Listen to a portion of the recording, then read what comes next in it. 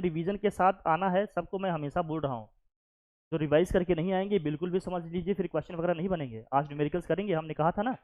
और physical chemistry में 3 ही chapter हैं आपके, कौन कौन से हैं? Solution, chemical kinetics, electrochemistry.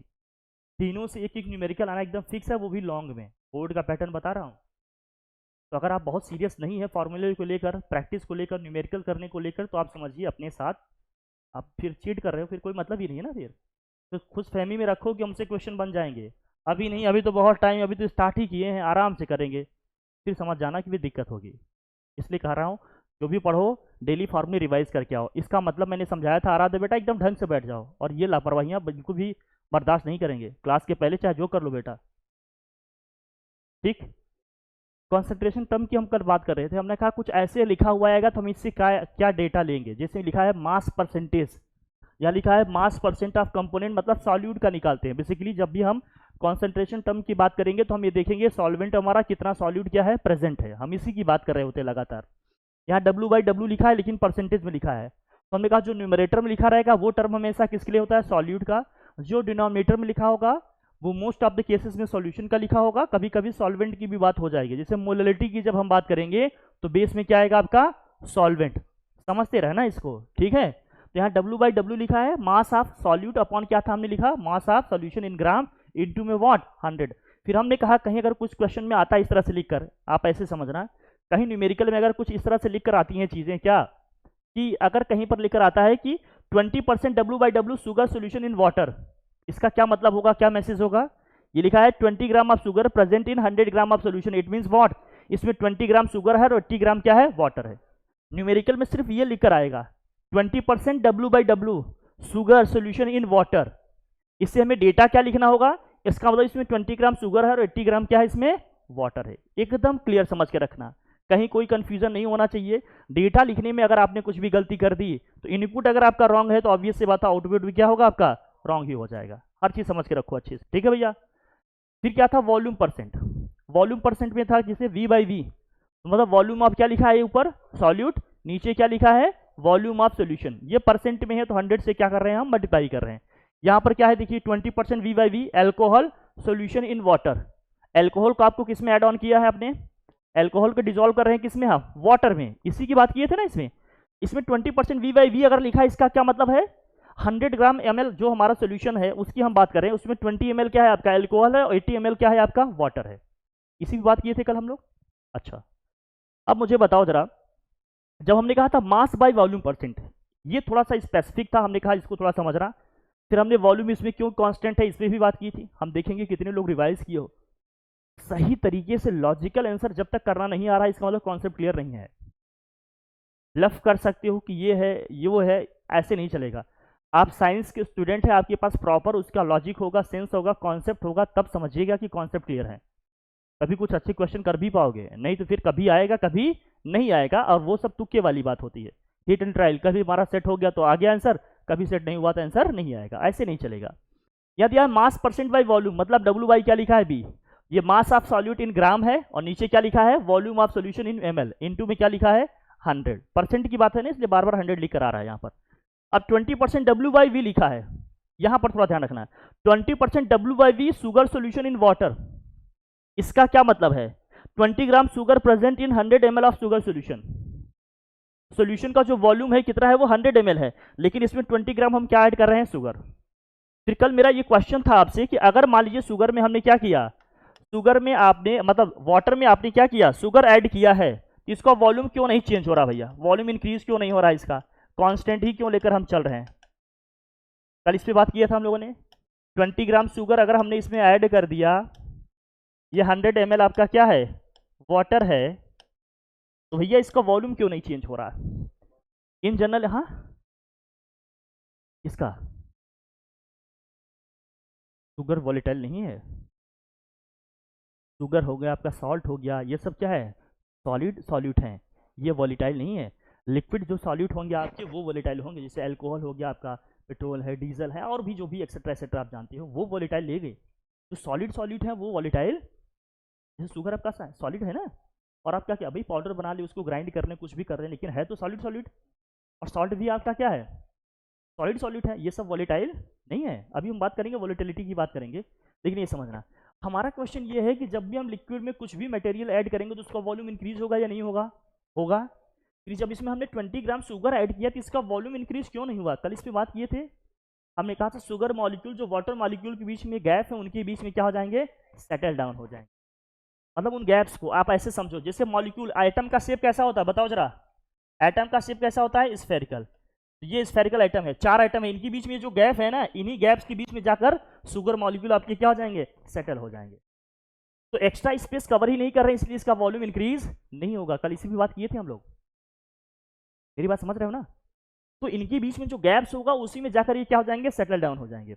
अब गैस के अलावा मतलब जितने गैप्स हैं उससे ज्यादा आपने इसमें शुगर ऐड कर दिया तो अब एक्स्ट्रा शुगर जाएगा तो स्पेस कवर करेगा, इसका वॉल्यूम क्या होगा?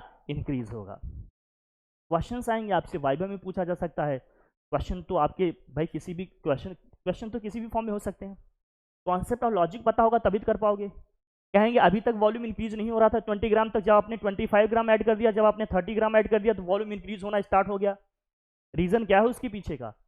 इनका मतलब इनके बीच में जो इंटरस्टेशियल स्पेस था, जो इंटरमॉलिक्यूलर स्पेस था, वो क्या हो गया? फिलअप हो गया है। अब स्पेस बचा ही नहीं, तो जो भी शुगर मॉलिक्यूल ऐड करेंगे ये वॉल्यूम क्या होगा? मतलब वाटर क्या होगा? उसका जो लेवल है वो क्या होगा? अपलिफ्ट होगा, राइज होगा इस तरह से। लेकिन अभी जबकि उतना है इसलिए इसका वॉल्यूम, इसका इंक्रीज इसमें नहीं हो रहा। फिर हमने सोल्यूशन की बात की थी, कुछ ऐसे ब्रीफ दिए थे आपको, डाइल्यूट सोल्यूशन, प्योर सॉल्वेंट की भी बात की थी, सुपर सैचुरेटेड सोल्यूशन की बात की थी, सैचुरेटेड सोल्यूशन की बात किए थे। आज अभी ये सब देखेंगे, इसको पढ़ेंगे, लेकिन आज कुछ हम लोग कुछ छोटे छोटे क्वेश्चन करेंगे, कॉन्सेप्चुअल क्वेश्चन करेंगे, सो दैट जो हमने कॉन्सेप्ट पढ़े हैं वो देखेंगे कितना क्लियर है, उसको हम इंप्लीमेंट कर पा रहे हैं या नहीं। क्वेश्चन करने का फॉर्मेट क्या होगा अपना? क्वेश्चन अच्छे करेंगे, सबसे पहले एनसीईआरटी वाले क्वेश्चंस करेंगे, क्योंकि एनसीईआरटी का इंपॉर्टेंस है फिजिकल केमिस्ट्री को लेकर, बोर्ड्स के पॉइंट ऑफ व्यू से भी और कंपटीशन के पॉइंट ऑफ व्यू से भी। इसलिए जिसका इंपॉर्टेंस है वो लेंगे, जिनका मुझे लगेगा कि नहीं है उसका भी बताएंगे, बट मैं आपको क्लियरली बता दूंगा कि एज सच अभी का जो पैटर्न रहा है, अभी तक जो ट्रेंड रहा है, उससे क्वेश्चंस नहीं आ रहे हैं या इस टाइप के नहीं आ रहे हैं, लेकिन पढ़ाएंगे सारे आपको। इन केस आ गया तो कभी कभी ऐसा भी होता है ना कि जो अभी तक सोर्स उन्होंने नहीं लिया था उससे भी आ गया, तो आइडिया आपको सब होना चाहिए। आप स्किप नहीं कर सकते इस बेसिस पे कि बिल्कुल नहीं पढ़ना है क्योंकि आ नहीं रहा है, कहीं से कुछ भी आ सकता है क्योंकि सिलेबस में चीजें क्या की गई हैं? मेंशन की गई हैं। तो स्किप नहीं करना है, पढ़ना सब कुछ है, पेशेंस के साथ अच्छे से देखना है, उसको पढ़ना है। Okay done. चलिए, तो ये सारी चीजें बात हो गई थी अपनी, कल हो गया था ना? डन। चलिए बढ़िया, अच्छी बात है। फिर हमने पीपीएम की बात की थी। पीपीएम का मतलब क्या था? पार्ट्स पर मिलियन। 1 मिलियन का मतलब हमने क्या था? 10 लैक्स। 10 लैक्स को अगर हम 10 की पावर में लिखेंगे क्या होगा? 10 की पावर 6 होगा। ये बेसिक बात है ना भैया। चलिए, अब यहां कर क्या दिया है देखो, अभी इसके हमने 3 फॉर्मेट बताया आपके। पीपीएम का मतलब क्या है? अगर आप पार्ट्स को देख रहे हो तो यहां पीपीएम का मतलब क्या है? सॉल्यूशन के 1 मिलियन पार्ट में सॉल्यूट का कितना पार्ट प्रेजेंट है।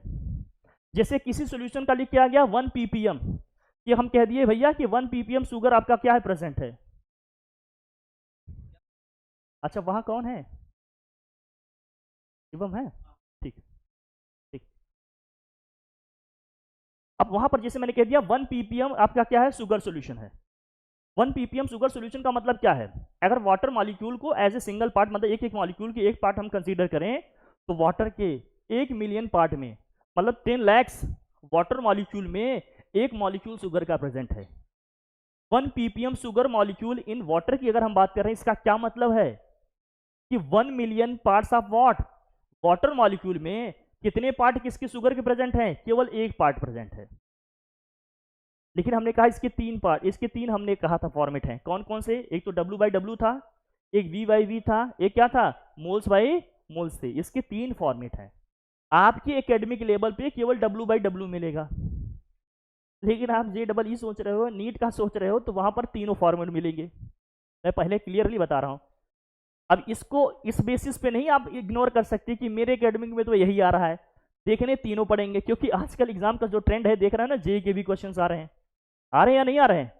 देख रहे हो ना पेपर। इसलिए आप इस बेसिस पे बिल्कुल इग्नोर नहीं करना, कुछ सब कुछ पढ़ो। और ट्रेंड बदलना पड़ेगा पढ़ने का आपको, क्योंकि पेपर का ट्रेंड बदल चुका है। नहीं होगा तो आप उसमें सेट नहीं हो पाओगे। ठीक है ना भैया? केवल अप्रोच ऑफ वही नहीं रखना। तो नंबर ऑफ क्या है? पार्ट्स ऑफ सॉल्यूट होगा। यहाँ कंपोनेंट की जो हम बात कर रहे हैं, नीचे क्या होगा? Total parts of what? Solution into 10 to the power 6। 10 to the power 6 क्यों? क्योंकि पर मिलियन की बात कर रहे हैं, और 1 मिलियन का मतलब कितना होता है? 10 to the power 6। Basic basic बातें आपको हमेशा पता होनी चाहिए, इसमें कोई कंफ्यूजन नहीं होना चाहिए। फिर हमने कहा इसके 3 फॉर्मेट है, पीपीएम W/W, वेट लेंगे सॉल्यूट का, नीचे क्या होगा वेट ऑफ सॉल्यूशन का इंटू 10⁻⁶। फिर हमने कहा था W क्या है, V है, V/V भी है, W/V लेंगे तो क्या होगा वेट ऑफ सॉल्यूट इन क्या है ग्राम, और volume of solution in ml into 10⁻⁶ क्या है 6 है, और मोल्स बाई मोल होगा तो मोल्स ऑफ सॉल्यूट अपॉन क्या है moles of solution into 10⁻⁶।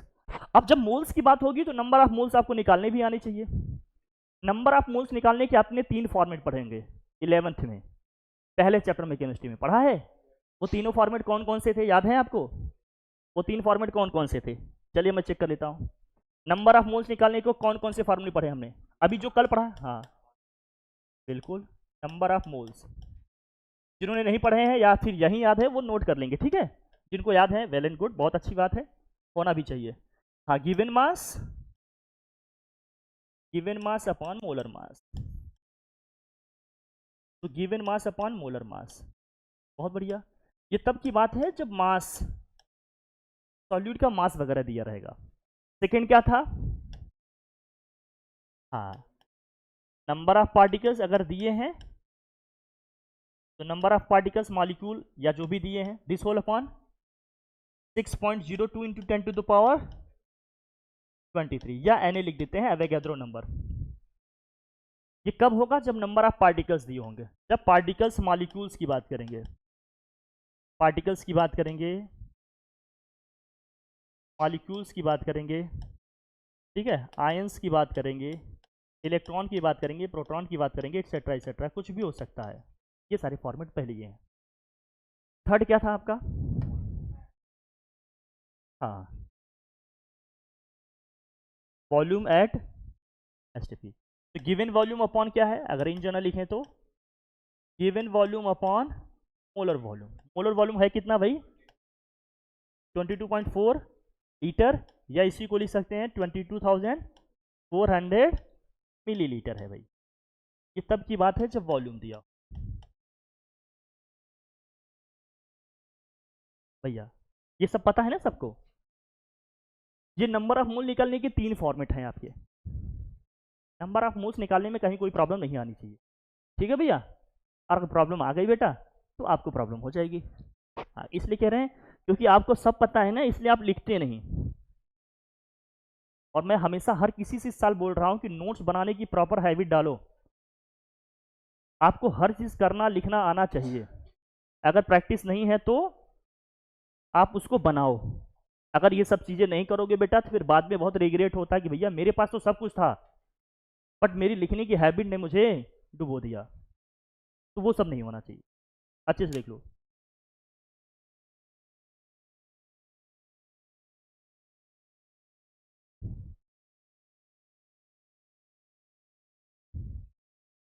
Done.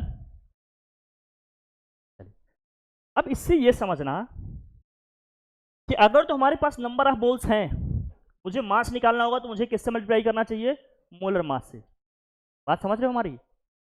अगर तो हमारे पास नंबर ऑफ मोल्स हैं, मुझे मास निकालना है किसी भी सब्सटेंस का, तो हमें किससे मल्टीप्लाई करना चाहिए? मोलर मास से। ये सब पता है ना? नहीं तो मैं कराऊं, पता है ना? और नंबर ऑफ पार्टिकल्स निकालने होंगे तो नंबर ऑफ मोल को किससे मल्टीप्लाई कर देंगे? Avogadro number. वॉल्यूम निकालना होगा तो नंबर ऑफ मोल को किससे मल्टीप्लाई कर देंगे? मोलर वॉल्यूम से। ये तो बेसिक बेसिक बातें हैं, ये सब आप जानते हैं, पता है ना सबको? पक्का? अच्छा मैं देख ही लेता हूँ कितने लोग कर पा रहे हैं। इसे हटाऊं, इसे हटाऊं, चलिए। आराध्य आप जरूर करेंगे, हाँ आप जरूर करेंगे। जैसे मान लीजिए NaOH कोई सोल्यूशन है आपके पास, इसका जो मास है वो 2 ग्राम है। मास इसका क्या है भैया? इसका मास 2 ग्राम है। तो मैं बता रहा हूँ, पूछो आप इसमें बताओ नंबर ऑफ मोल्स क्या है? पूछा जा रहा है आपसे, बताओ नंबर ऑफ मोल्स कितने हैं इसके, और नंबर ऑफ NaOH मॉलिक्यूल्स कितने हैं? चलो अब करो फटाफट। NaOH कोई सोल्यूशन दिया है जिसका मास कितना है? 2 ग्राम है। हम पूछ रहे हैं इसके नंबर ऑफ मोल्स बताओ और इसके क्या बताओ? नंबर ऑफ NaOH मॉलिक्यूल इसमें कितने हैं? बेसिक बेसिक चीजें तो पहले क्लियर होनी चाहिए। 0.49। 0.49 होंगे। Good answer. अभी यही तो देख रहा हूँ ना कि जब आप स्टार्टिंग फेज में इस तरह से गलतियां करोगे तो आप कितनी दूर तक जाओगे, ये भी तो देखना जरूरी है। कौन सा फार्मूला आप यूज कर रहे हो मुझे बताओ जरा। हाँ ठीक है, नंबर ऑफ मोल्स निकालने के लिए आपने लिखा गिवन मास, ठीक है, अपॉन मोलर मास। चलो ठीक, गिवन मास कितना है 2 ग्राम, मोलर मास कितना है जरा बताना। हाँ तो लिखा होगा तभी तो 0.49 है, 39। अच्छा बेटा, सबका 39 आ रहा है क्या? सोडियम का क्या होता है बेटा? ऑक्सीजन का, हाइड्रोजन का, कम करेंगे क्या आएगा बच्चा? बेटा 19 में से ही आंसर रॉन्ग हो जाता है। जब गलत हो जाए दांत नहीं दिखाया करो, मतलब गलतियों को एक्सेप्ट करना सीखो बेटा, ये बहुत खराब हैबिट है। इनसे स्टूडेंट की तरफ ट्रीट करना सीखो। अभी लफाजी में हूँ बेटा, लग रहा है छुट्टियां चल रही हैं। 40 से डिवाइड कर ले बेटा, क्या आया जरा बताना। ये 1 जी से जी तो कैंसिल हो जाएगा, 1/20, 1 को 20 से डिवाइड करो। अच्छा 0.05, 1 को 20 से डिवाइड करेंगे क्या आएगा? कर दिया आपने? 1 को 20 से करेंगे तो क्या आएगा बताओ?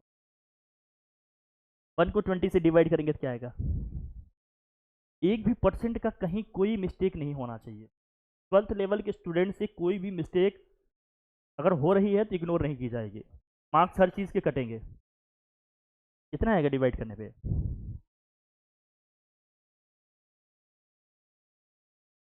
कितना आया बताओ? 0.5। Are you sure? आपने 0.05 बोला, बहुत बच्चे हाँ 0.05, कंफ्यूजन हो रहा है ना? अरे सिंपल सा तो डिवीजन है। देखो अगर मान लीजिए आपको डिवाइड करने में प्रॉब्लम आ रही है तो नीचे क्या करो, राउंड फिगर बनाओ, 10 बना लो, इसको 100 बना लो आप इसको, या तो ऐसे भी डिवाइड कर सकते थे। जरा देखना मुझे ये बताओ, अगर आप डायरेक्ट डिवाइड करते तो भैया एक जीरो लगा है यहाँ, अगर इस जीरो को हटाएंगे तो यहाँ क्या होगा 0.1/2, 2 से 0.1 को डिवाइड करेंगे क्या होगा 0, 1 तो 2 से डिवाइड होगा नहीं, 0 टाइम्स 2 5 से क्या होगा फिर 10, तो 0.05। अगर ऐसे नहीं करना चाहते हो तो, ऐसे नहीं करना चाहते तो कैसे कर सकते हैं समझना। नीचे अगर इसको मैं 100 लिखना चाहता हूं तो मुझे किससे ऊपर नीचे मल्टीप्लाई करना चाहिए? अगर इस 20 को 100 बनाना है तो हमें 5 से मल्टीप्लाई करना चाहिए, 5 से मल्टीप्लाई करेंगे तो 5 क्या हो गया 100, नीचे है 2 जीरो, 2 प्लेस के बाद क्या लगाना होगा डेसिमल 0.05। आ जाएगा या नहीं आ जाएगा? कैलकुलेशन के लेवल पे कहीं कोई मिस्टेक नहीं होनी चाहिए। ये सब सीधी मिस्टेक्स हो जाते हैं कभी कभी फ्लो में, लेकिन आपको नहीं करना है। क्यों? क्योंकि इस लेवल पे आपसे कोई भी गलती हो जाएगी तो वहां इग्नोर नहीं किया जाएगा, हर चीज के मार्क्स कटेंगे। ओके, सब चीज ध्यान रखना। ओके ठीक, तो नंबर ऑफ मोल्स कितने आ गए 0.05। नंबर ऑफ मॉलिक्यूल्स कैसे निकलेंगे? ये तो बहुत आसान हो गया फिर, है ना? कैसे निकालोगे इसको? एवोगैड्रोस नंबर इनटू क्या है number of moles. Avogadro's number आप जानते हैं, ये है आपके पास 0.05, ये 6.02 इंटू 10 की पावर में क्या लिखा है 23। आप एक चीज का ध्यान रखना, जब भी 23 होगा ना, जब भी आपको आंसर लिखने होंगे तो हमेशा उसको साइंटिफिक मैनर में लिखना। साइंटिफिक मैनर में कैसे लिखना होता है पता है ना आपको? कैसे? हाँ, डेसिमल से पहले केवल एक नॉन जीरो डिजिट होगा, बाकी सबको 10 की पावर में ले जाएंगे। 0.05 से 6.02 को मल्टीप्लाई करो, क्या होगा बताओ जरा, क्या आया बेटा? 3.11 10 टू द पावर। देखिए भैया सबका यही आ रहा है क्या? नंबर ऑफ मॉलिक्यूल्स 3.11 इंटू 10 की पावर 22 ही आ रहा है क्या? कैलकुलेशन को इंप्रूव करो, कहीं कोई भी गलती नहीं होनी चाहिए आपसे। मैं हर चीज पे इसीलिए अभी वर्क कर रहा हूं। जो वीकनेस है उसकी क्या करो, ठीक करो। किसी न किसी वजह से अगर आपका आंसर रॉन्ग हो गया तो रॉन्ग ही होता है भैया, मार्क्स क्यों मिलेंगे आपको?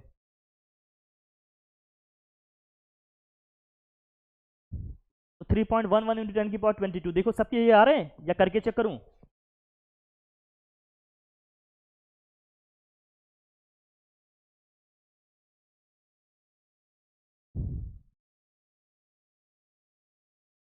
अब आप लोगों को थोड़ा सा लगेगा, लेकिन मैं कर ही देता हूँ। मल्टीप्लाई किया भाई, 5 से ही कर रहा है मल्टीप्लिकेशन। 5 2 ज़ा 10, हो जाएगा 1। 5 6 ज़ा क्या होगा भैया? 5 0 10, 5 6 ज़ा कितना होता है? 30। 5 6 ज़ा कितना होगा? 30। कितनी प्लेस के बाद डेसिमल लगाना है आपको? 2 यहाँ 4, तो 0 पॉइंट, तो ये होगा 0.3010 इंटू 10 की पावर कितना है अभी? 23 है। डेसिमल को 1 प्लेस अगर हम राइट में ले जाएंगे तो 10 की पावर 1 कम होगा, तो क्या लिखेंगे फिर बताइए? 3.01 इंटू 10 की पावर क्या होगा? आप क्या बताए थे बेटा? तुम्हारा बेटा 19-20 तुम्हें डिबा देगा।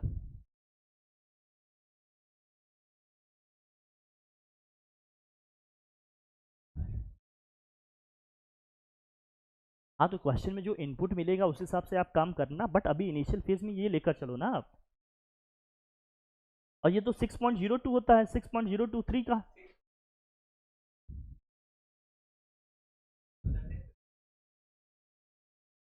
वाह बेटा वाह, सही है।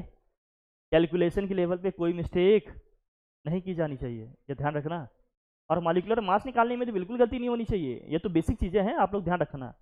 ठीक है भैया, मेरा काम ये था बस आपको बता दें कि निकलता कैसे है। बाकी आपने पढ़ा है 11th में, आप जानते हैं, फिर भी ब्रीफ दे रहे हैं आपको कि कोई दिक्कत नहीं रह जाए। ठीक है भैया, मोल फ्रैक्शन यहाँ से हमने पढ़ना है। अब सोल्यूशन के क्या क्या कंपोनेंट जरा बताना। सोल्यूशन में क्या क्या होता है? एक सोल्यूशन है हमारा,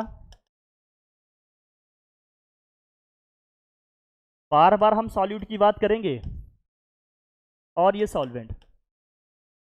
जैसे हमने कह दिया कि एक आपके पास सोल्यूशन है, इसमें क्या है? सॉल्ट एंड क्या है? वाटर है। तो इसमें कौन सा सॉल्यूट है, कौन सा सॉल्वेंट, आपको क्लियर है ना? अब देखिए, चाहे आपने जो भी पढ़ा हो, जैसे आपने लोअर क्लासेस में क्या पढ़ा, मैं फिर से ब्रीफ बता रहा हूँ आपको। लोअर क्लासेस में आपने ये पढ़ा कि जो अमाउंट में कंपेरेटिवली ज्यादा होगा वो क्या होगा? सॉल्वेंट होगा। जो अमाउंट में कम होगा वो क्या होगा? सॉल्यूट होगा। यही पढ़ा है ना हमने? स्टार्टिंग से आपको बताया कि ये ध्यान रखना कि अब हम जो सोल्यूशन पढ़ रहे हैं, वाटर चाहे जिस भी अमाउंट में, जिस भी क्वांटिटी में प्रेजेंट है, वाटर को हमेशा क्या लेना है? सॉल्वेंट। जैसे हमने कह दिया 90% एक्वस कॉन्सेंट्रेटेड H2SO4 सोल्यूशन है आपके पास, 10% ही उसमें वाटर है सिर्फ। वाटर चाहे किसी भी अमाउंट में प्रेजेंट है, वाटर को हमेशा क्या लेना है? सॉल्वेंट। दूसरे को हमेशा क्या लेना है? सॉल्यूट। ये गलती आपसे नहीं होनी चाहिए। सॉल्ट और वाटर ले तो बहुत क्लियर है कितना अमाउंट है, ये सेकेंडरी मैटर है कि देखेंगे इसका क्या कॉन्सेंट्रेशन है। पहले तो हम ये आइडेंटिफाई करेंगे इसमें सॉल्यूट क्या है, इसमें सॉल्वेंट क्या है। तो हम ये समझ पा रहे हैं कि सॉल्ट इसमें क्या है? सॉल्ट इसमें सॉल्यूट है, और वाटर क्या है आपका? सॉल्वेंट। बाकी हमने कह दिया कि कोई 90%, जैसे हमने कह दिया 90% कॉन्सेंट्रेटेड H2SO4 सोल्यूशन है, इसका क्या मतलब है कि इसका कॉन्सेंट्रेशन 90% है। एक्वस सोल्यूशन है, इसका मतलब 10% इसमें क्या है? वाटर है। भले इसमें वाटर आपका 10% ही प्रेजेंट है, लेकिन वाटर को हम क्या लेंगे? सॉल्वेंट। H2SO4 को क्या लेंगे? सॉल्यूट। तो ये जो कॉन्सेप्ट हमने पढ़ा है कि जो अमाउंट में ज्यादा होगा उसको सॉल्वेंट लेंगे, जो अमाउंट में कम होगा उसको क्या लेंगे? सॉल्वेंट लेंगे, वो अब यहां नहीं चलेगा। अब यहाँ इस बात को ध्यान में रखेंगे कि वाटर चाहे जिस भी क्वांटिटी में प्रेजेंट है, वाटर को हमेशा क्या लेंगे? सॉल्वेंट। दूसरी जो चीज होगी, सब्सटेंस होगी, मॉलिक्यूल होगा, कंपाउंड होगा, उसको क्या लेंगे? हमेशा सॉल्यूट लेंगे। ठीक है, ध्यान रखना। तो हम लोग बात कर रहे हैं अब किसकी? मोल फ्रैक्शन की। मोल फ्रैक्शन होता क्या है? देखिए, नंबर ऑफ मोल्स निकालना आपको आ गया, सब कुछ आ गया। जैसे मान लीजिए हमने इस सोल्यूशन की बात की जिसमें सॉल्ट है, आपके पास क्या है? वाटर है। इसके मान लेते हैं नंबर ऑफ मोल्स क्या है, पहले समझते हैं। इसके नंबर ऑफ मोल्स मान लेते हैं क्या है? N1 है। इसके जो नंबर ऑफ मोल्स है वो क्या है? मान लेते हैं N2 है। भाई दोनों की अपने कुछ अलग अलग नंबर ऑफ मोल्स होंगे।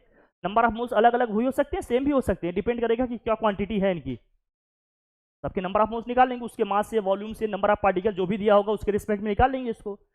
मान लेते हैं सॉल्ट के जो नंबर ऑफ मोल्स हैं आपके N1 है, और वाटर के जो नंबर ऑफ मोल्स हैं वो क्या है? N2 है।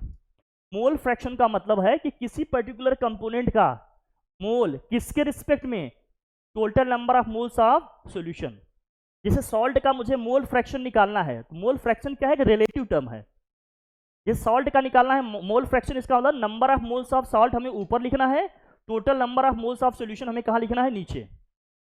मतलब टोटल सॉल्यूशन के जो नंबर ऑफ मोल्स हैं उसके रिस्पेक्ट में किसी पर्टिकुलर कंपोनेंट का जो क्या है नंबर ऑफ मोल्स है, उसी को हम उसका क्या बोलेंगे, मोल फ्रैक्शन। तो अगर यहां पर मुझे लिखना होता मोल fraction of solute, mole fraction of solute लिखते तो नंबर ऑफ मोल्स ऑफ क्या करेंगे हम, सॉल्यूट को ऊपर लिखेंगे, total number of moles of solution को हम कहां लिखेंगे, नीचे लिखेंगे। बड़ी सिंपल सी बात है, ये सब पढ़ा आपने। अगर हमें सॉल्वेंट का लिखना होता तो मोल फ्रैक्शन ऑफ सॉल्वेंट लिखना हो तो किसके मोल्स ऊपर लिखेंगे आप, number of moles of solvent आप न्यूमरेटर में लिखेंगे, टोटल नंबर ऑफ मोल्स को हम क्या लिखेंगे, डिनोमिनेटर में लिखेंगे। ये तो बहुत सिंपल रिलेटिव टर्म है। अभी जब हम बुक पढ़ेंगे, एनसीईआरटी की बुक पढ़ेंगे या कोई क्वेश्चन करेंगे ना, तो जो भी कोई सोल्यूशन होगा, सोल्यूशन को ए बी लिख के लिखेंगे वो, कि कोई सोल्यूशन ए बी है, ए बी है, ए बी में ए हमेशा क्या होगा, सॉल्यूट होगा, बी हमेशा क्या होगा, सॉल्वेंट होगा। वो कुछ डिस्क्राइब नहीं करते, बस ए और बी बोल देंगे बस। और हमने हमेशा कहा जब भी कोई लेटर यूज किया जाए, जब भी कोई सिंबल यूज किया जाए, तो जो पहले लेटर यूज किया जाएगा वो हमेशा किसके लिए होगा, सॉल्यूट के लिए। जो सेकेंड प्लेस पे होगा वो हमेशा किसके लिए होगा, सॉल्वेंट के लिए। वो ए बी यूज करें, एक्स वाई यूज करें, डब्ल्यू वी यूज करें, कुछ भी यूज करें, इससे कोई फर्क पड़ता है नहीं। जो पहले लेटर लिखा जाएगा वो हमेशा किसके लिए है, सॉल्यूट के लिए है। जो सेकेंड प्लेस पे लिखा जाएगा वो हमेशा किसके लिए है, सॉल्वेंट के लिए। कई बार इससे भी मिस्टेक होती है, जैसे मोल फ्रैक्शन आपसे सॉल्यूट पूछा गया, आपने सॉल्वेंट का ऊपर लिख दिया, आंसर राइट होगा कभी, कोइंसिडेंटली अगर दोनों के इक्वल हैं तो आ गए, लेकिन हमेशा सही होगा इसकी कोई गारंटी नहीं है। मोल फ्रैक्शन इसलिए पढ़ना जरूरी है, नहीं तो राउल्ट्स लॉ आप समझ नहीं पाओगे। राउल्ट्स लॉ भी पढ़ेंगे बेटा, है ना, नाम है ये सब साइंटिस्ट के, हाँ अभी आगे पढ़ेंगे। अब तो सिलेबस 12th का नया ही होगा ना, टॉपिक तो बहुत सारे नए ही होंगे। हेनरी लॉ पढ़ेंगे आप, हेनरी लॉ का हो सकता है आपने थोड़ा बहुत पढ़ा होगा, कहाँ पर, इक्विलिब्रियम में हेनरी लॉ पढ़ा होगा, 11 तो थोड़ा सा ब्रीफ मिला होगा आपको, है ना, जब हमने बताया था तो हमने डिस्कस किया था। बाकी जिन्होंने नहीं देखे हैं वो देखेंगे, अभी पढ़ेंगे हम अच्छी देखेंगे। तो मोल फ्रैक्शन की हम जब बात करते हैं तो बेसिकली मतलब क्या है, ये रिलेटिव टर्म है। मोल फ्रैक्शन ऑफ, अगर मुझे सॉल्यूट निकालना है तो number of moles of solute हम कहाँ लिखेंगे, न्यूमरेटर में, टोटल नंबर ऑफ मोल्स कहाँ लिखेंगे, डिनोमिनेटर में। मोल फ्रैक्शन ऑफ सॉल्वेंट निकालना है तो number of moles of solvent हम न्यूमरेटर में लिखेंगे, टोटल नंबर ऑफ मोल्स हम कहाँ लिखेंगे, डिनोमिनेटर में। अब इसकी कोई यूनिट होगी क्या, अच्छा नंबर ऑफ मोल्स के कोई यूनिट होते हैं क्या, नंबर ऑफ मोल्स की कोई यूनिट नहीं, वो तो जस्ट नंबर है। यहाँ तो वैसे भी यूनिट नहीं बनेगा, क्योंकि ये भी यूनिटलेस है, ये भी यूनिटलेस, एक रैशनल नंबर ही तो आएगा, बाई डेसिमल में आ सकता है, कोई रैशनल नंबर आ सकता है, और कुछ तो होगा नहीं यहाँ। एकदम क्लियर रखना है इसको, कोई टेंशन की बात। तो लिखो जरा, लिखिए मोल फ्रैक्शन, लिखिए मोल फ्रैक्शन, लिखिए मोल फ्रैक्शन। मोल फ्रैक्शन की डेफिनेशन लिखना चाहते हो, लिखना चाहते हो तो लिख लो, नहीं तो मैं शेयर कर दूंगा, आप लोग लिख लेना। मोल फ्रैक्शन का मतलब क्या है, ratio of number of moles of a particular component to the total number of moles of all the components. अब ये जरूरी नहीं कि केवल बाइनरी सोल्यूशन ही हो, टर्नरी सोल्यूशन हो सकता है, क्वाटरनरी सोल्यूशन हो सकता है, कोई भी सोल्यूशन हो सकता है। और बाइनरी, टर्नरी, क्वाटरनरी की हम बात किए थे ना पहले दिन, हर चीज आपको आनी चाहिए। लिखो जरा मोल फ्रैक्शन, मोल फ्रैक्शन में लिखिए जरा, ratio of number of moles of a particular component to the total number of moles of all the components. ये मोल फ्रैक्शन की डेफिनेशन है, या ऐसे इसको समझते हैं, ठीक है भैया। अब बाइनरी सॉल्यूशन है तो केवल दो कंपोनेंट, एक होगा सॉल्यूट, एक क्या होगा आपका सॉल्वेंट, एक होगा सॉल्यूट, दूसरा क्या होगा solvent.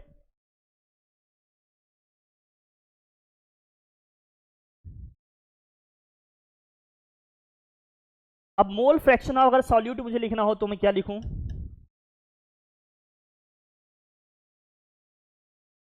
Mole fraction of solute अगर मुझे लिखना हो तो क्या लिखेंगे, number of moles of solute upon total moles in what, total moles in solution.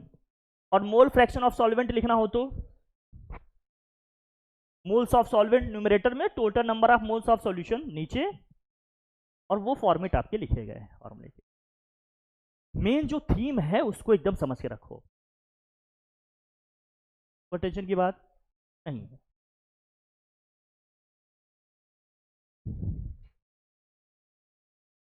बहुत आसान टॉपिक है, लेकिन जिनको ये बेस ढंग से नहीं आ रहे हैं उनको कॉलिगेटिव प्रॉपर्टीज नहीं आएंगी। और पूरे सॉल्यूशन चैप्टर में कॉलिगेटिव प्रॉपर्टी आपका समझिए इसका 60% वेटेज है। अगर इस चैप्टर से अगर 10 क्वेश्चन आती है तो कम से कम 6 क्वेश्चन कम से कम कॉलिगेटिव प्रॉपर्टी से आएंगे। तो ये बेसिक बिना समझे कॉलिगेटिव प्रॉपर्टी आपको नहीं आएगा सही से। फिर 19-20 का फर्क बेटा वह, हाँ समझो बेटा। अब मैं इससे ज़्यादा क्या कहूँ, मेरा आप सबके लिए नेगेटिव बोलना सही नहीं है, लेकिन आप एकदम स्पेसिफिक रहिए, एक्यूरेट रहिए, मैं यही कहूँगा। ठीक है, ठीक है बेटा। अब अगर ये लिख दिया इसने तो कितने लोग नाराज हो सकते हो मुझे बताओ। ठीक है सर, ये दो फार्मूले समझ में आए, ये कैसे लिख दिया आपने? Mole fraction of solute plus mole fraction of solvent is equal to 1। Mole fraction of solute plus mole fraction of solvent is equal to 1। क्या ये सही है? ऐसा भी पढ़ा था क्या 11th में? पक्का सही मानू फिर? ठीक है, अच्छी बात है फिर यार, आप जानते हैं तो अच्छी बात है, नहीं तो मैं बता देता हूं फिर भी अपनी तसल्ली के लिए। जैसे यहां पर क्या है, mole fraction of solute is equal to क्या है? n1 upon n1 plus n2। Mole fraction of solvent is equal to क्या है? n2 upon n1 plus n2। अगर मैं दोनों का सम करूं तो, दोनों का सम कर दें तो mole fraction of solute plus mole fraction of what? Solvent is equal to में क्या होगा? यहां n1 अपॉन क्या है? n1 upon n1 plus n2 plus क्या है? n2 upon n1 plus n2। Base दोनों का सेम है क्या? तो n1 प्लस n2, न्यूमरेटर में क्या आ जाएगा? n1 प्लस n2, दोनों कैंसिल आउट हो जाएंगे भैया, क्या आ जाएगा? 1। बहुत बेसिक बात है, ये सब आप जानते हैं। तो हम ये समझ गए क्या कि mole fraction of solute plus mole fraction of solvent is equal to क्या होगा? 1। अगर किसी एक का हमने मोल फ्रैक्शन निकाल लिया तो दूसरे का कैसे निकाल लेंगे? सपोज करिए इसमें से माइनस कर लेंगे। क्यों? अगर मुझे निकालना होगा मोल फ्रैक्शन ऑफ सॉल्यूट तो हम कैसे निकाल सकते हैं इसको? 1 minus mole fraction of solvent से। ये सब आप जान रहे हैं। हमें निकालना होगा क्या? मोल फ्रैक्शन ऑफ सॉल्वेंट, तो वो कैसे निकलेगा? 1 minus mole fraction of solute. अब इक्वेशन हमारे पास ये है, इससे हमें जो चाहिए हम निकाल लेंगे भाई। किसी एक का पता है, दूसरे को ट्रांसफर करके निकाल लेंगे दूसरे को, आराम से हो जाएगा ये, है ना भाई? सिंपल सी बात है। लेकिन ये देखना कि सॉल्यूशन का चाहे जितना भी कंपोनेंट हो, सॉल्यूशन के चाहे जितने भी कंपोनेंट हो, सॉल्यूशन के चाहे जितने भी कंपोनेंट हो, सबके मोल फ्रैक्शन का सम करेंगे तो इक्वल टू हमेशा क्या आएगा? 1।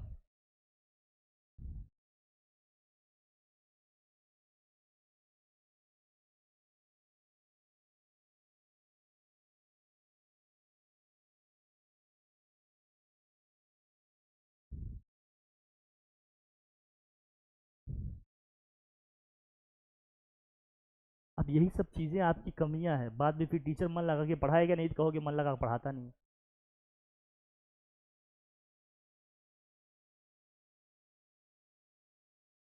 प्रायोरिटी सेट करो बेटा कि आपके लिए जरूरी क्या है।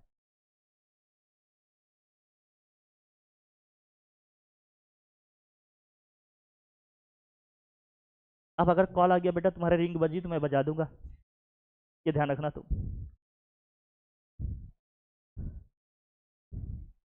हम जानते हैं आप लोग सामाजिक प्राणी हैं, लेकिन बेटा जंगल के प्राणी नहीं बनो कि कोई भी जानवर आके चिल्लाए चलेगा एकदम। ये समझ गए? हमने कहा सॉल्यूशन के चाहे जितने भी कंपोनेंट हैं सबके मोल फ्रैक्शन का सम करेंगे इक्वल टू हमेशा क्या आएगा? 1। चाहे जितने भी कंपोनेंट हो, अगर 3 कंपोनेंट होंगे तो तीनों के मोल फ्रैक्शन का सम इक्वल टू में क्या होगा? 1। और ये भी समझ लेना कि किसी भी कंपोनेंट का मोल फ्रैक्शन निकालेंगे तो उसकी वैल्यू 1 से हमेशा क्या आएगी? कम ही आएगी। 1 से ज्यादा अगर किसी का आ गया है तो समझ जाना कि आप आइंस्टीन हैं या न्यूटन हैं या राउल्स हैं, कुछ इस टाइप के साइंटिस्ट हैं आप। आपने कुछ चमत्कार कर दिया है जो नहीं होना चाहिए था। ठीक है, तो 1 से कम। मैं इसलिए बता रहा हूं कि कई बार कैलकुलेशन में गलतियां हो जाती हैं, आप इससे भी अपने आप को देखते रहना कि सही चल रहे हो या गलत। ओके चलिए, बाकी समझदार तो आप बचपन से हैं, कोई टेंशन की बात नहीं, ये सब समझ रहे हैं हम लोग। बहुत बढ़िया। जैसे एक सिंपल सा क्वेश्चन है, देखो एकदम सिंपल सा क्वेश्चन है, दिया है if 4 moles of alcohol and 6 moles of water are mixed then calculate the mole fraction of each component. 4 moles of क्या है? एल्कोहल एंड 6 moles ऑफ क्या है आपके? 6 moles ऑफ क्या है आपके? वाटर है। हमें मोल फ्रैक्शन ऑफ एल्कोहल निकालना है तो किसके नंबर ऑफ मोल्स हम न्यूमरेटर में लिखेंगे? जिसका मोल फ्रैक्शन निकालना होगा उसके नंबर ऑफ मोल्स को न्यूमरेटर में लिखेंगे, और टोटल सोल्यूशन के जो नंबर ऑफ मोल्स होंगे उसको कहां लिखेंगे? नीचे लिखेंगे। Total number of moles of solution का मतलब क्या है? Number of moles of solute plus number of moles of what solvent. ये तो पता है ना आपको, लिखना उखना पड़ेगा मुझे? नहीं नहीं सर, आता तो है।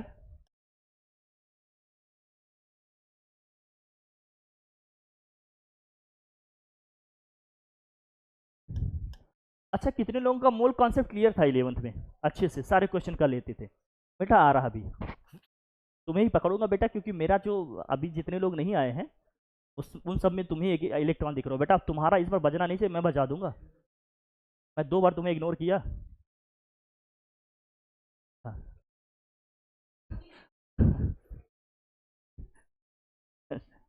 अरे ठीक है बेटा, वो तो पूछ के गई ना।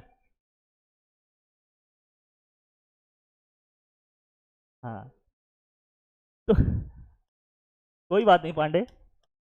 Number of moles of solute, कोई बात नहीं बेटा, आप लोग पढ़ो मेरे कहने का। हाँ बिल्कुल, बिल्कुल sum. Number of moles of solute plus number of moles of क्या होगा सॉल्वेंट। अब ये सब बेसिक चीज़ें हम भी बता रहे हैं, एकदम समझ लो, ताकि जब अच्छे क्वेश्चन में इसको हम अप्लाई करें तो कहीं आपको कोई कंफ्यूजन नहीं हो। बेसिक बातें हैं। तो मोल फ्रैक्शन ऑफ एल्कोहल निकाल रहे हैं, तो number of moles of alcohol numerator में, टोटल नंबर ऑफ मोल्स कहाँ लिखेंगे? डिनोमिनेटर में, बेस में। हमने सॉल्व किया, कितना आ गया 0.4। Number mole fraction of water निकाला तो भैया 6/4 + 6 10 0.6 आया। दोनों का सम करेंगे कितना आएगा? 1 ही आएगा। क्लियर है बात? चलिए, सिंपल सी बात है। लिखना है क्या?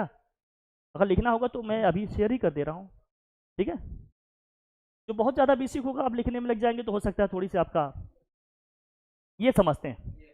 ये इंटरेस्टिंग है। क्या क्या? मोलरिटी और क्या है? मोलरिटी। हाँ बेटा बता, मोलरिटी की डेफिनेशन क्या है? मोलरिटी की डेफिनेशन बता।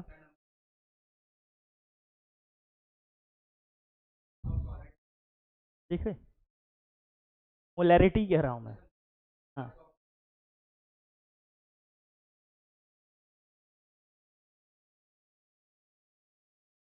और मोलरिटी में होगा मास ऑफ सॉल्वेंट इन केजी। लिखो भैया, लिखिए आप मोलरिटी, हेडिंग करिए मोलरिटी। नहीं ऐसा नहीं है, कुछ तो पता ही होगा।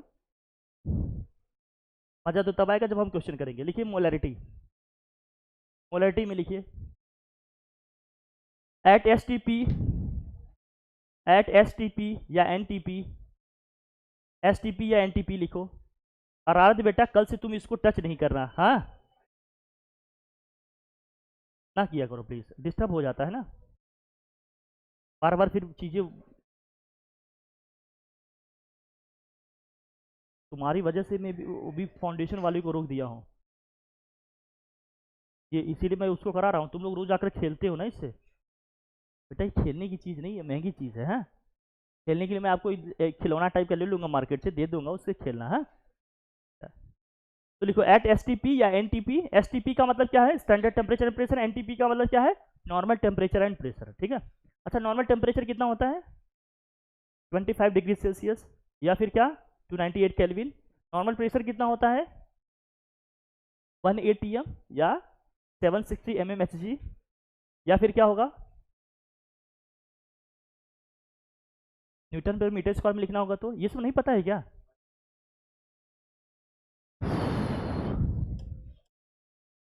अब यही सब होता है जब अब न्यूमेरिकल में डेटा आ गया। पता? अच्छा क्या पता है तुझे? हाँ, तुम कहना कि हाँ पता है। 76।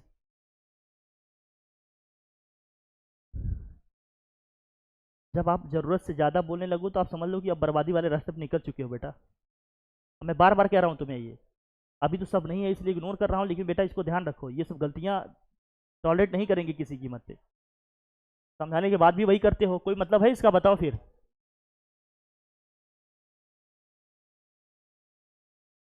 स्टैंडर्ड टेम्परेचर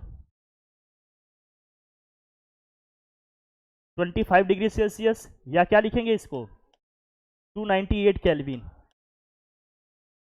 स्टैंडर्ड प्रेशर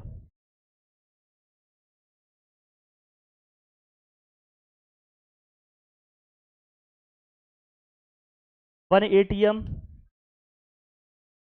या 760 mmHg और 1.013 × 10⁵ न्यूटन पर metre square.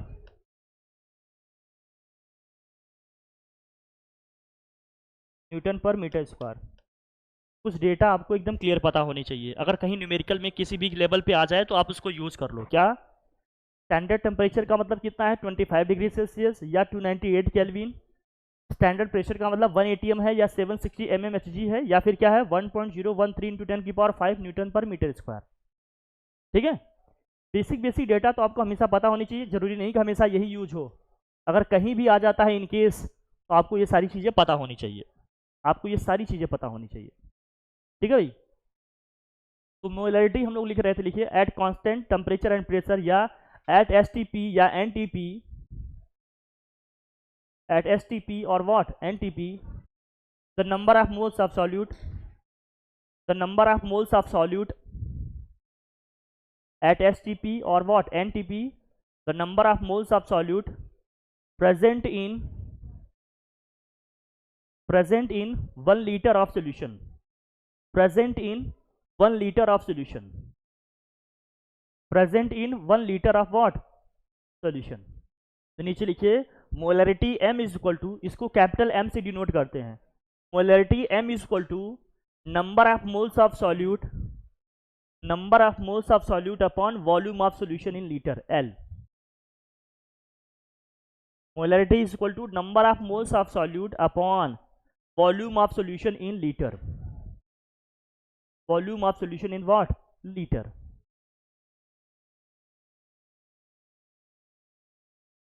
Volume of solution in litre. ठीक है, और नंबर ऑफ मोल्स निकालने की आपके पास 3 फॉर्मेट, एक मास दिया होगा तो, नंबर ऑफ पार्टिकल्स दिए होंगे तो, and the third one is what volume दिया होगा तो। वॉल्यूम के केस में आपकी टीचर ने ऐसा आपको बताया होगा या आपने पढ़ा होगा कि वॉल्यूम वाला कॉन्सेप्ट तभी लगाएंगे जब गैसेस स्टेट की हम बात करेंगे, लेकिन लिक्विड स्टेट में भी लगेगा, मोस्ट ऑफ द केसेस में गैसेस में लगेगा, लेकिन लिक्विड में भी वो लगेगा। हमेशा गैसेस के लिए ही उसको लर्न करके नहीं रखना है। ठीक है भैया, हम लोग देख लेंगे, अभी बात कर लेंगे। डन, चलिए फॉर्मूले पहले सब लिख लेते हैं, उसके बाद हम लोग बात करेंगे। जैसा क्वेश्चन लिखिए, जरा इसको करते हैं हम, लिखिए लिखिए क्वेश्चन, क्वेश्चन लिखिए, नोट करिए। Calculate the molarity of A solution containing, लिखिए फटाफट, calculate the molarity of A solution containing, calculate the molarity of A solution containing 5 gram NaOH in 450 ml solution, in 450 ml solution, in 450 ml solution। ml का मतलब millilitre से है ना भाई, 1 litre में 1000 millilitre होता है। अब डेटा आपके पास क्या क्या है पहले ये देखो, क्वेश्चन में क्या क्या दिया है। What we have given, mass of NaOH दिया है भैया, मास है लिखो,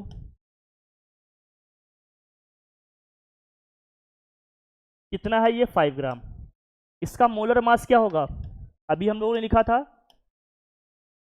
molar mass of NaOH, NaOH का मोलर मास, सोडियम का कितना है 23 है ना बच्चा, ऑक्सीजन का 16, हाइड्रोजन का 1, कम कर लेंगे कितना आ जाएगा भाई 40। सिंपल सी बात, अभी निकाला था हमने। अब नंबर ऑफ मोल्स निकालो पहले तो आप, number of moles, number of moles के लिए कौन सा फॉर्मूला यूज करेंगे, मास दिया है ना यहाँ पर, तो given mass upon molar mass, given mass upon molar mass. Mass जो गिवन है वो क्या है भाई 5 ग्राम, मोलर मास कितना है आपका 40। अब 5/40 को सॉल्व करो, फिर इससे कैलकुलेशन आप लोगों से इसलिए करा रहे हैं क्योंकि आपसे कोई गलती नहीं हो किसी भी कीमत। चल बेटा बता दे कितना है,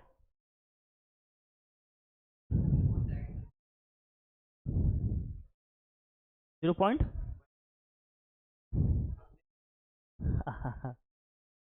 अभी मैं स्लाइड सताता हूँ बेटा, अभी तो स्टार्टिंग में है ना, स्टार्टिंग में है तो क्वेश्चन आपके लिए लगा दे रहे हैं कि आपको कहीं कोई प्रॉब्लम ना हो। देंगे बेटा, भी देंगे, धीरे धीरे हौले हौले आएंगे ना बेटा, जम कर जाए क्या एकदम से, नहीं बेटा प्लीज इसको मत किया करो जे, मतलब अब यही होता है, देखो अब क्लास यही है,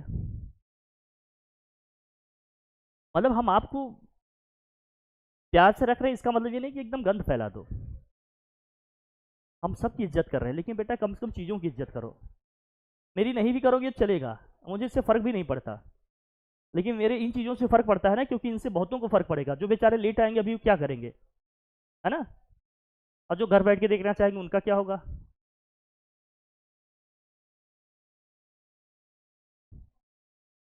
ले स्कूल के टीचर देखते हो कैसे ट्रीट करते हैं आप लोगों को, मतलब आप लोगों के यहाँ होता है कि नहीं मुझे नहीं पता है, जैसे एकदम होता है कि तानाशाह हटाई के बोल दिए तो करना है, नहीं तो कोहनी निकाल के आ जाते हैं शर्ट की स्लीव वगैरह फोल्ड करके, अभी आते हैं एकदम बेटा। कुछ लोगों के यहाँ तो गाली गलौज पुतर आते हैं,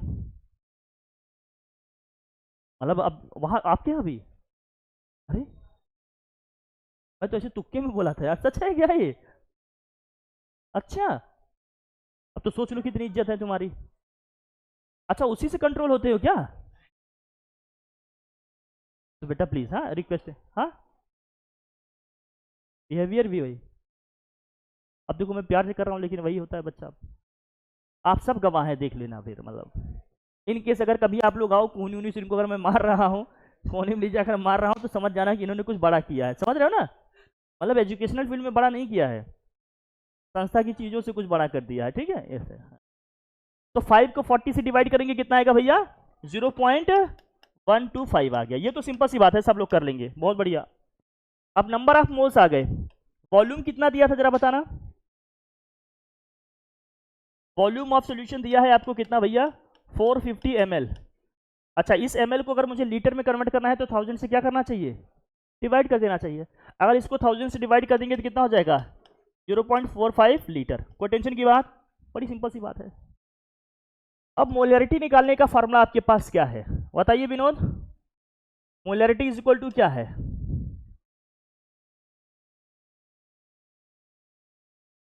number of moles of what? Solute, this whole upon volume of solution in what? Litre. Solve करते हैं, number of moles of solute कितने आ गए भैया? 0.125, और volume of solution in litre कितना है? 0.45। इससे सॉल्व करें और बताएं क्या आएगा। 2 प्लेस के बाद डेसिमल है भैया, 100 से ऊपर नीचे मल्टीप्लाई किया आपने, कितना हो जाएगा? 12.5 दिस होल अपॉन 45। इसे सॉल्व करो जल्दी से बताओ। 12.5 को 45 से डिवाइड करना है, डिवीजन करिए, फटाफट करिए, एक्यूरेट करिए, कुछ भी आपसे गलत नहीं होना चाहिए।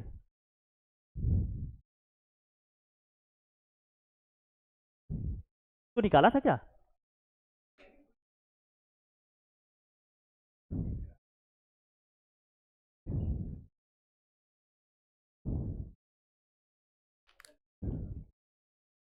हुँ? चलो मैं चेक करा लूंगा।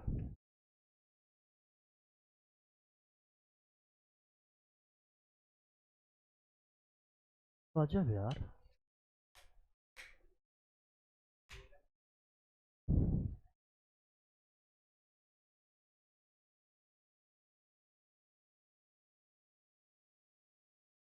क्या कर देते हो?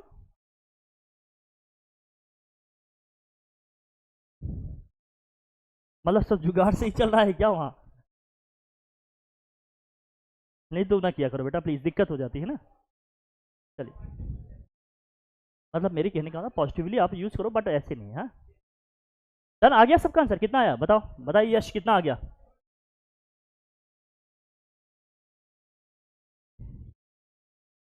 आप लोग बताएं इधर से कितना आया? 0.2,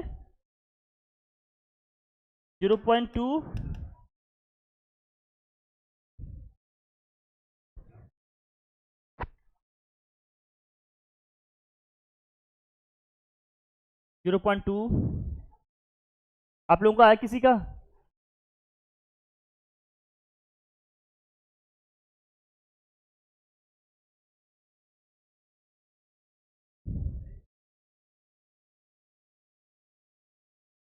हाँ आज लास्ट था ना।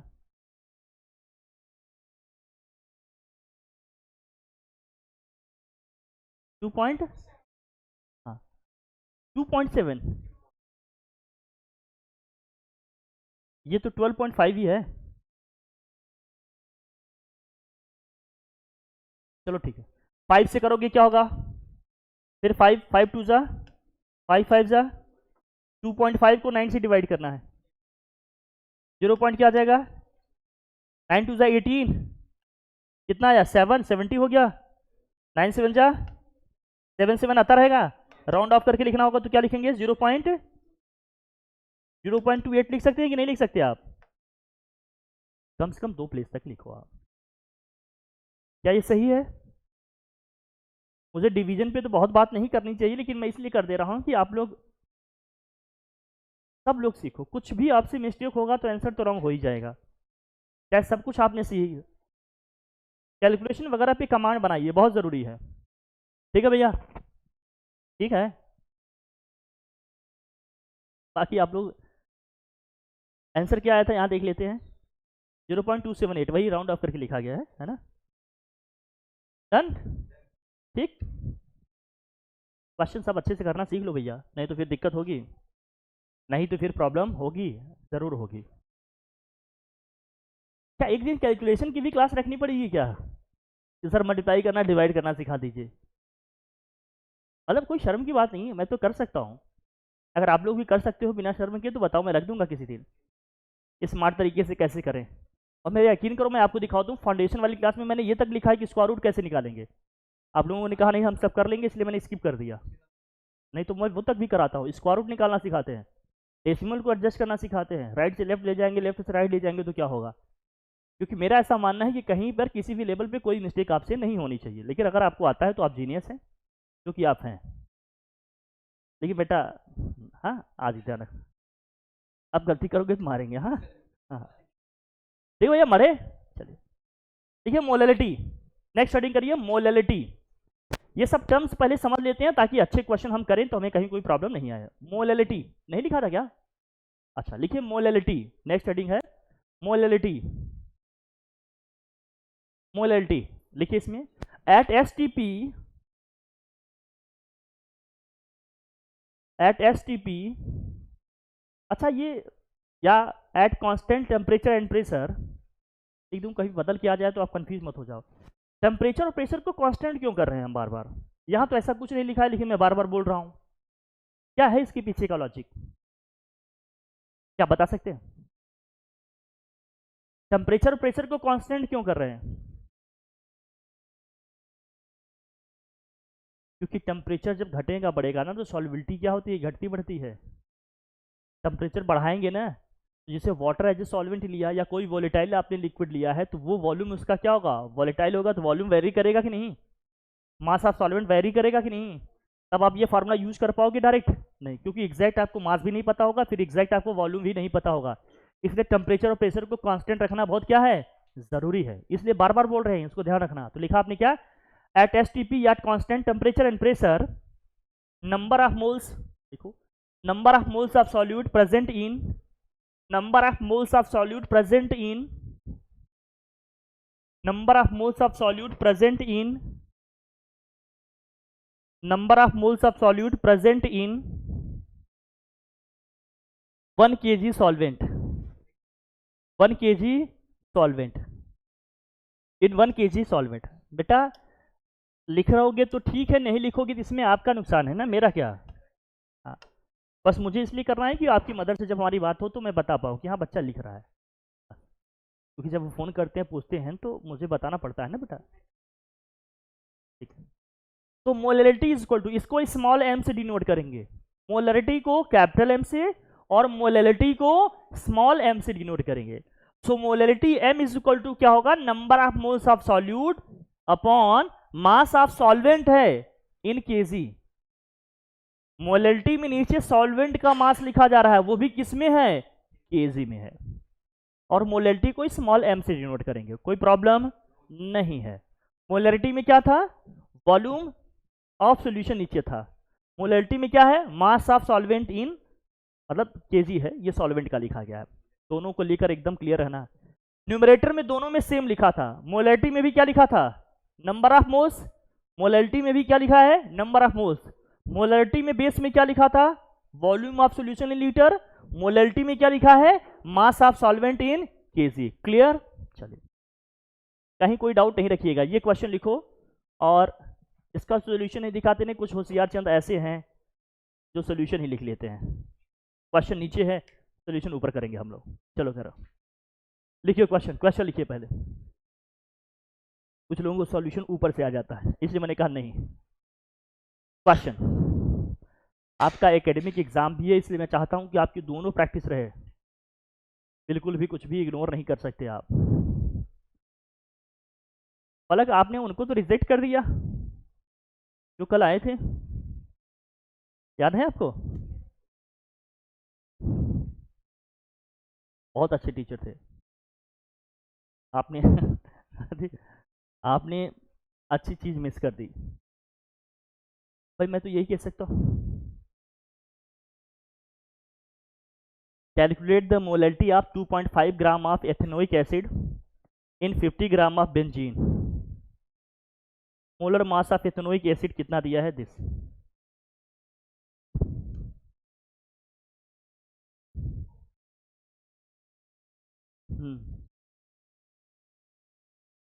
अब इसमें बताओ मुझे, इसमें किसको लेंगे आप सॉल्वेंट, किसको लेंगे सॉल्यूट? करिए, किसको लेंगे सॉल्वेंट? क्या तरीका है समझने का इसको? क्वेश्चन समझ में आ जा रहा है आपको? Calculate the molality of 2.5 gram of ethanoic acid. तो ऑब्वियस सी बात है, मोलैलिटी जिसकी पूछी जा रही है वो हमेशा क्या होगा?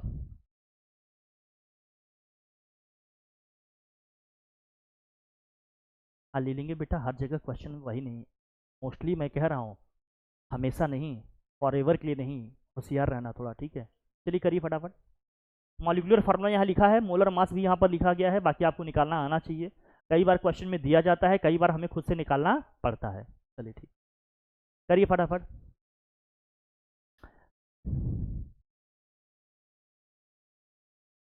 क्या क्या डेटा है आपके पास? सॉल्यूशन डेटा लिखिए पहले। 2.5 ग्राम मास किसका है? ये एथेनोइक एसिड का। तो mass of ethanoic acid,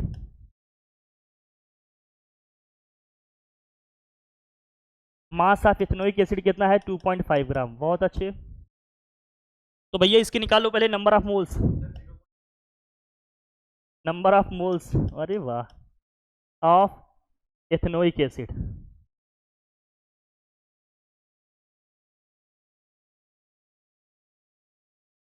answer आपका लिख लेते हैं ताकि आप बदल ना पाओ। बताओ बेटा क्या बोला? 0.834। अच्छा बेटा, चलो इनका ये मोलैलिटी आई है बेटा ये। अच्छा हाँ भैया, नंबर ऑफ मोल्स निकालो इसको। ये है 2.5, दिस होल अपॉन इसका मोलर मास कितना है बच्चा? 60। सॉल्व करो इसको। 0.04 है ना भाई? सबका ये आ रहा है?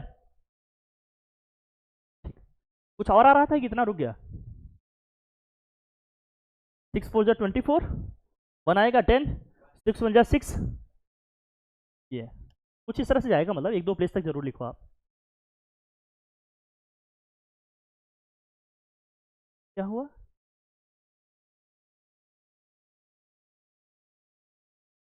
तो ठीक है गुड़िया, कोई बात नहीं, अगर जरूरी है तो जाओ, अभी घर वाले ही आ जाएं एकदम, मतलब तो मैं, हाँ अच्छा लास्ट लास्ट करा के इसको छोड़ देते, आराम से चलो, अभी तो स्टार्टिंग है ना, धीरे धीरे एकदम हौले हौले हम खुद ही चल रहे हैं, आराम से, बस यही करने के बाद फिर कर देते, ठीक है भैया? मौसी पापा मतलब डराओ नहीं, मतलब आराम से करेंगे, ठीक?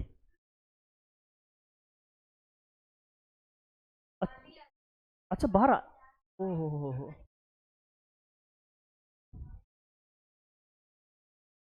बहुत जल्दी कोचिंग की बस चलवाने वाले, घबराओ नहीं अब, मतलब जैसे स्कूल में चलती है ना बसेस तरह के, यही पहले सेंटर तो बड़ा कर दें, नहीं कहेंगे एक बस में एक बैच जा रही तो ठीक नहीं रहेगा, है कि नहीं? मतलब पूरी क्लास 12 को अगर किसी को हाईजैक करना होगा तो पूरी बैच ही पर पता चला उसी में है, अगले दिन क्लास ही नहीं हो पा रही। तो ये नहीं, पहले उसको बनाएंगे, लेकिन धीरे धीरे काम कर रहे हैं हम लोग। चलो तो ठीक है, इसको लिख लिया हमने। अच्छा, अब मास ऑफ क्या दिया हमें? बेंजीन लिखो। मास ऑफ बेंजीन क्या है भैया? हाँ, मास ऑफ बेंजीन। बेंजीन का मॉलिक्यूलर फॉर्मूला क्या होता है बच्चा? हाँ हाँ, बेंजीन का मॉलिक्यूलर फॉर्मूला C2H6 होता है। अच्छा अरे सारी स्मार्टनेस समझ रहा हूँ बेटा मैं, सबको पता है ना। मास कितना दिया इसका 50 ग्राम, और ये है सॉल्वेंट। ग्राम को किस में कन्वर्ट करना पड़ेगा, इसके लिए हमें क्या करना पड़ेगा, 1000 से डिवाइड करेंगे तो क्या होगा 0. अब ये आ गया केजी में, यही चाहिए था। मोलैलिटी की क्या डेफिनेशन थी, फॉर्मूला लिखो फटाफट। Molality is equal to number of moles of solute upon mass of solvent. Mass of solvent in what, KG.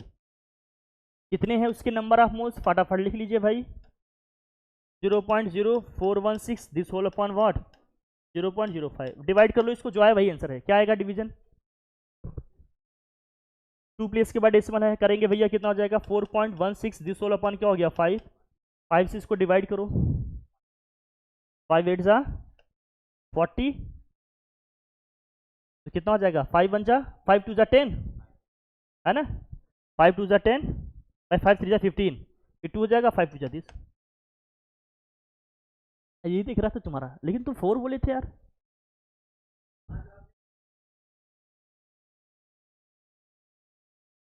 अच्छा तुम आगे चल लो बेटा, 6 है, बोलो ये सही है क्या, अभी तक तो सही है ना, हमारा ध्यान वही लगा है। बहुत जल्दी हमने कर दे रहे,